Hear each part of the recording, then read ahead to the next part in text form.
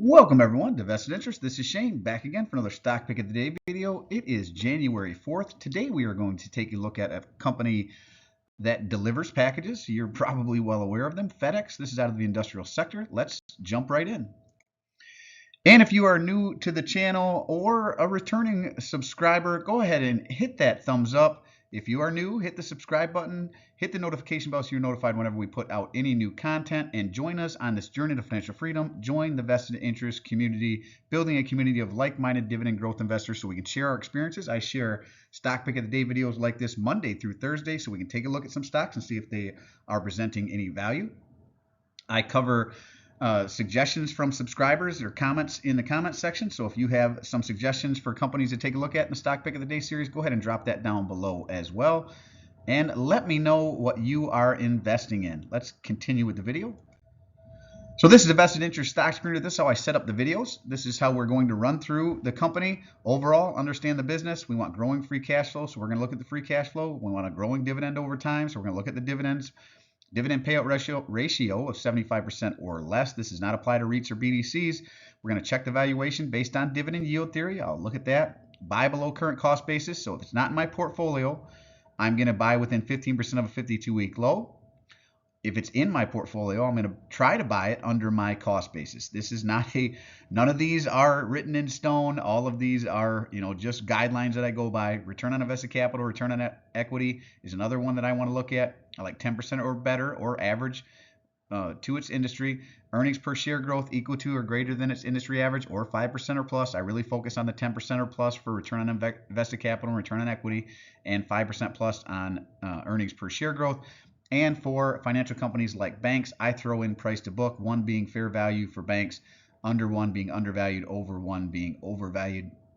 Price to book works for all companies, but make sure you are looking at price to book for other companies outside the financial sector and compare them to their industry average. Must meet 5 of 8 to be investable. Then it goes into my watch list, and I do more of a deep dive into the fundamentals of the company, or if it's a financial company, 6 of 9. So let's keep going here. And if you want to know more about this company, check them out at www.fedex.com. That's www.fedex.com. That is their homepage where I pulled most of this information from, except for this over here on the right. This is out of stockanalysis.com. Just a quick overview of the company. FedEx Corporation. It's a United States company founded in 1971. Industry is integrated freights and logistics. Sector is industrials. 529,000 employees. And CEO is Rajesh Subramaniam. I think that's how you pronounce that. I may be butchering his name. But Frederick W. Smith wrote a term paper at Yale University proposing a revolutionary way to accommodate time-sensitive shipments and received an average grade. So that was in 1965. And 1971, he founds the company that he wrote a paper on back in Yale, right? 6 years later. And then fast forward to 2022, FedEx DataWorks. Most recently, FedEx DataWorks is designated as its own operating company with the mission of making supply chain smarter for everyone to transform the supply chain from just-in-time to peace of mind.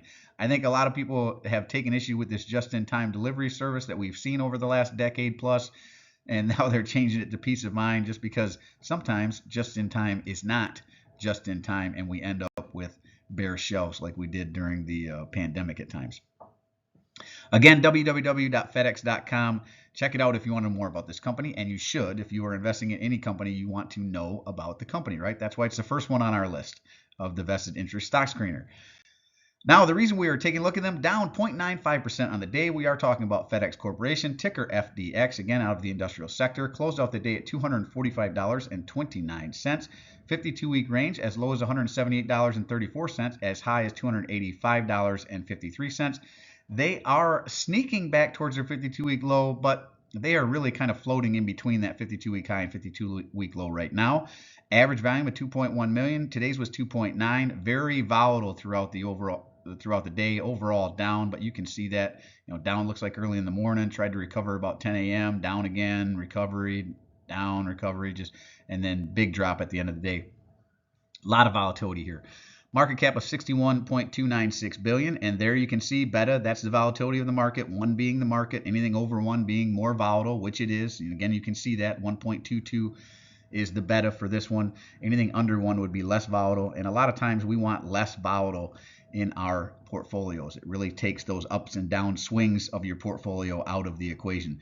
Price to earning ratio is pretty low, $14.55. Earnings per share is very high. One of the few times we will see, and we see this every now and again, it's not very common, but one of the times that the earnings per share is higher than the price to earnings here. Earnings per share sitting at $16.86 per share. Next earnings date is coming up March 21st. For dividend is $5.04. They are quarterly payers, so you can divide by 4 or stick around. We'll see that here in a minute.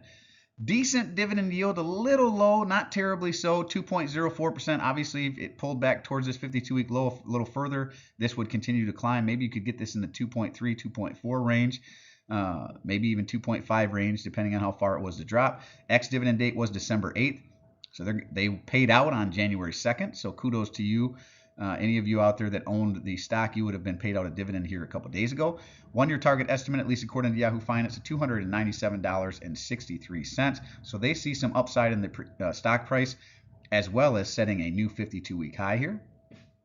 Now, we're going to jump into statistics, look at dividend yield theory. To do that, we'd go down to dividends and splits, look at their 5-year dividend yield average of 1.56, compare it to its current dividend yield, 2.04%, or over here, forward annual dividend yield, same number, 2.04%. And since it is higher, that speaks to some undervaluation on this one. That's what dividend yield theory is telling us. If this number was lower than their 5-year average, that would speak to overvaluation. It's inversely correlated, right? Now, you want to get into the financials of a company. There's some great information under here. You're going to find the balance sheet, the income statement. You can look at their debt to equity ratios, their assets over liabilities. Is their revenue growing over time? Are they growing their margins? Are they paying down debt?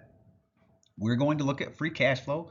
We want growing free cash flow over time because typically if a company has growing free cash flow, they have growing dividends to match. So 2020, we're looking at negative $771 million. So that's not good. 2021, huge jump up to $4.2 billion. 2022, a little bit of a drop down to $3 billion, but look at this, repurchase of shares. So they really shot up in their repurchase of shares. None, a little bit here in 2020, none here in 2021. So this right here, these repurchase of shares probably accounts for most, if not all, that drop in 2022. Little bit further drop in 2023. I don't think that the shares here accounts for that drop from 2022 to 2023, but so far in that's where it should be. Is that to date? I think that's to date. So it looks like they're going to repurchase more shares in 2024, and they're at 2 million already. So it looks like their 2024 numbers might be well on their way to beating 2023. Overall, from 2020 to date, I'm going to call it growing free cash flow. And again, you can see that repurchase of shares, right? So they are starting to repurchase aggressively their share count. Now, I always recommend more than one source. So another one that I like is stockanalysis.com. They updated their readout here, so that's why this looks a little different on the slide, trying to make everything fit here. And according to stockanalysis.com and the 23 stock analysts that they've had take a look at this, they call it a consensus buy. They have a low estimate of $205, which would be a 16.43% decrease from where it currently sits. Average estimate of $285.04. That's pretty much in line with what we saw with Yahoo Finance on the previous page over the next year. That would be a 16.21% increase. And if it happened to hit their high of $330, that would be a 34.53% increase. All the while, you could collect that dividend, a little over 2% right now. But again, if you got it pulled back closer to the 52-week low or this 205 low, obviously that would be a higher dividend yield. Now, I like to look at the statistics on this one and get into the financial efficiency of the company. How are they spending their dollars? I like 10% or better. Return on equity here sitting at 16.5. That beats the 10% I'm looking for. Return on invested capital, a little lower than I'd like it at 6.06%, but not terribly so, but it does not meet the 10% I'm looking for. Now, I also like to look at earnings per share growth. I like 5% or better on this one. It's sitting at 15.04, projected over the next 5 years. Very nice, 3 times what I'm looking for. Very nice earnings per share growth. And it already has very, very high earnings per share, as we saw. Higher earnings per share than it does its price to earnings. Revenue forecasted growth, also nice at 4.14%. Now, let's take a look at the dividend. Payout ratio is low at 29.91%, so lots of room to increase the dividend over time here. Dividend growth sitting at 17.38%. Very high dividend growth on this one. So even though it's only about a 2% payout, this is extremely fast growth. So really, really like that. Love how low this ratio is as far as the payout is. Gives them a lot of room to increase that dividend, so it won't be in the low twos for very long if they continue this dividend growth for very long at all. Now, they do pay out on the, looks like January, April, July, October timeframe, though it looks like they throw in some in December. Okay, that's why. January, April, July, October. Looks like they may throw in some, is that a special dividend here? 70 might be a special dividend in December. January, April, July, October, April, July, October. Oh, it looks like maybe their December and January payments offset a little bit. Sometimes they're paying out in December, sometimes they're paying out in January. That's what it looks like there. But anyways, back to 2020, they were paying out 65 cents. Raised it up June 2021 to 75 cents. Raised it up again June 2022 to $1.15. Raised it up again recently here in 2023. Last June 2023, $1.26. So I would expect June of 2024 they raise it again, and again, if it's in line with this 17%, that's extremely fast dividend growth with an extremely low payout ratio. Very good numbers overall. I'd like a bit more of a pullback, maybe under 225, 230 maybe. So it's pretty close. This is an interesting one. Let me know if you have it down in the comments section below. Don't forget to like the video, share with anyone you think that might find value in the content. Drop a comment down below. Most importantly, hit that subscribe button and hit that notification bell. Help me grow this channel, trying to get to 1,000 subscribers and beyond, and I need your help to get there. Well, that is it for this one. As always, appreciate you stopping by. If you haven't done so already, don't forget to show me some love. Hit that thumbs up, ring the notification bell. Most importantly, subscribe to the channel. Sorry, I'm hitting you with that so many times. Drop a comment down below. Let me know what you think of the video. What do you think of FedEx? Is it in your portfolio? Do you like UPS or some other stocks in this particular industry better? I do personally read and respond to the comments. I'm always interested to read your questions, opinions, or suggestions for future topics. So if you have a company you'd like me to cover in the Stock Pick of the Day series, drop it down below. I'll work it into the rotation. And this is Shane signing off, wishing peace and prosperity to you and yours.